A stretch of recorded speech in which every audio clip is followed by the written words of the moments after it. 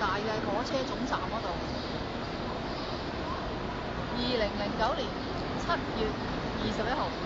咩特色？呢個火車站呢，就係好耐前嘅啦，都係第一次工業革命嘅時代嘅建築物嚟嘅，所以可以睇到啦，當年呢嘅即係一啲大跨度嘅鋼鐵建築啊，可以望一望個天花嚇，呢啲即係古老啲嘅一啲鋼鐵嘅裝嵌嘅技術。係，而家保存得好好啊！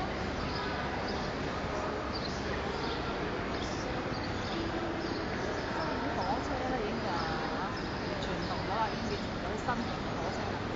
可以想象到當年喺可能係用啲水蒸氣推動嘅摩打嘅火車使用嘅情況。